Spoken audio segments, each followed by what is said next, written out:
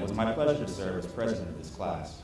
To our mayor, the Honorable Tommy Battles, City Administrator John Hamilton, the head of the Huntsville Police Department, Chief McMurray, Deputy Chiefs Harris and Giles, the entire Huntsville Police Department command staff, our commencement speaker, State Representative Mike Ball, and other distinguished guests, we thank you for both facilitating and sharing in this memorable moment today. The 55th session is made up of individuals from varied walks of life, many backgrounds and life experiences. At the beginning of this journey, we shared very little in common, with the exception of two things: the pursuit of a shared goal in law enforcement and the recognition that this goal could not be achieved without the support of our families. With this in mind, we thank our spouses, children, parents, other relatives, and friends for the support you've given us through this 20-week process. Everything you did to get us here today makes you just as much a part of this moment as we are. To our training staff, Officer DeBoer, Officer George, Officer Hendricks, Officer Moore, Officer Poe, who recently retired, Sergeant Widener, Lieutenant Tribble, and Captain Malone. You've helped to forge the dreams of the 21 men and women who stand before you today. Every command, instruction, written assignment, PowerPoint presentation, yay, practical application, push-up, pull-up, sit-up, dip, crunch, tire slam, tire flip, and I could keep going, was for the sole purpose of dispelling any notion that we may have had of what it took to become a part of the HPD family, and building within us the core values and work ethic that would enable us to be successful on the streets and effective in the communities we will serve.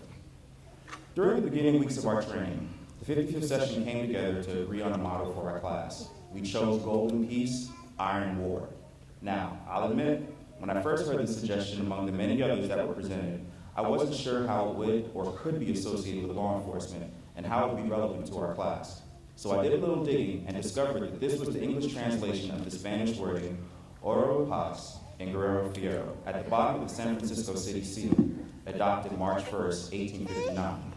Subsequently, on January 8, 1900, San Francisco Mayor James D. Field went before the city's Board of Supervisors to recommend that the current city seal be included in the design of the city's first flag. It was his belief that the gold represented the city's prosperity, while iron represented the fortitude and courage shown by California soldiers who fought with distinction and bravery during the Spanish-American War. I was also curious about the choice of gold and iron, so I looked at the chemical properties. What I discovered is that iron possesses a higher melting point than gold. Iron melts at 2,800 degrees Fahrenheit, while gold melts at 1,947 degrees Fahrenheit. Therefore, iron is able to withstand a greater amount of heat before it liquefies. So what does this say about the 55th session? I would suggest to you that in times of peace, we are gold as we seek to prosper the communities that we serve. Prosperity comes in other forms besides money. We can build prosperity in our communities by forming relationships with the people in our patrol zones, by showing children that police officers do more than just put bad people in jail, by serving others even when we aren't in uniform, and by remembering that we are no different than those that we serve, just held to a higher standard. We shouldn't wait until we are called upon by dispatchers in order to serve. We must look for ways to serve and to be of service before service is required. However, you and I know that there will always be moments for which a stronger approach is needed, hence the need for iron. Similar to iron's high melting point, we have been trained to withstand those pockets of time in which thicker skin is required. These are the moments where our physical fitness will need to take center stage when the time for talk has ended. Our training staff admonished us constantly to embrace our workouts, for it was in these moments that we not only built physical toughness but mental fortitude. It is this intense training with sandbags and sledgehammers that allowed us to last longer in the heat of those moments that would seek to take us past our melting point. The citizens of Huntsville should stand encouraged by the fact that the 55th session has been symbolically forged as iron, ready to defend life and property against those who would seek to disrupt the positive energy that drives the city, and to do so guided by a strong ethical code. And speaking of strong ethics, nothing could be more important to the lifestyle and job of policing. A few weeks into our academy training, a fellow cadet shared some biblical references with me regarding integrity. One reference was found in the book of Proverbs, chapter 10 and verse 9, which says, "Whoever walks in integrity walks securely, but whoever takes crooked paths will be found out." 55th session. We are not subject to different rules when outside of our uniform. Rather, we should hold ourselves to the same ethical standard no matter the day and no matter the capacity at that moment. As we discussed in our ethics class with Captain Malone, no one is perfect, and at times good people will make mistakes. It is in these moments that integrity must override any temptation to take actions that may cover up mistakes and thereby erode public trust.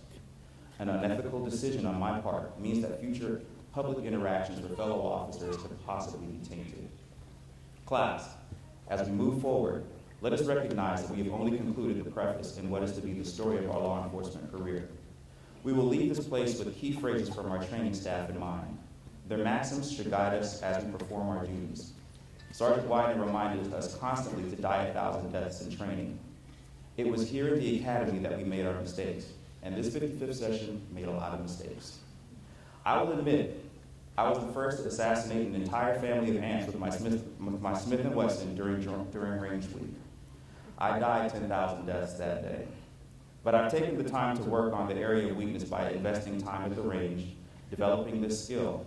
Ultimately, it is our mistakes that carve out our path to success. We will not enter the streets immune to making mistakes. Rather, our training gives us the tools to overcome as professionals in law enforcement. Officer Hendricks would frequently tell us to just embrace it. So moving forward, let us embrace the challenges that come our way. Let us not shy away from answering those calls for service, the challenging ones especially, as they will only serve to grow and develop us as seasoned officers that we are aspiring to become. Let us not shy away from challenging ourselves physically, because we've learned that the key to our mental toughness lies in our physical ability to drive. Officer George would encourage us by saying, don't be that guy. 55th session, don't be that guy or girl who does not write good case reports. Don't be that guy or girl who makes poor and unethical decisions. Don't be that guy or girl who doesn't treat each citizen with respect, regardless of their background or economic status. Remember, how would you want an officer to handle any given situation if it involved one of your loved ones? Officer Moore would tell us, you gotta talk when you run. This seems simple. However, the underlying message is that we need to be able to perform under pressure. Being able to communicate clearly when all you really want to do is pause to catch your breath could be the very thing that keeps you and those around you safe. Pressure can either crush or propel you forward. So what's it going to be, 55th? Captain Izzo once told us that through training, we receive the tools to build our house. And now, time has come for us to build. So let's build relationships with the community and with those in our professional circle. Let's build good work habits that will govern us even in times when the assignments seem insurmountable. Let's build a decision-making matrix that is guided singularly by our highest ethical standard. Let's build and develop our character in a way that serves as an example to anyone we encounter. Let us build and never stop building. And when we've exhausted our energy to build, let's remember the words of Officer DeBoer and keep digging. Safety and success to each member of the 55th session. Gold and peace, iron and war. Thank you.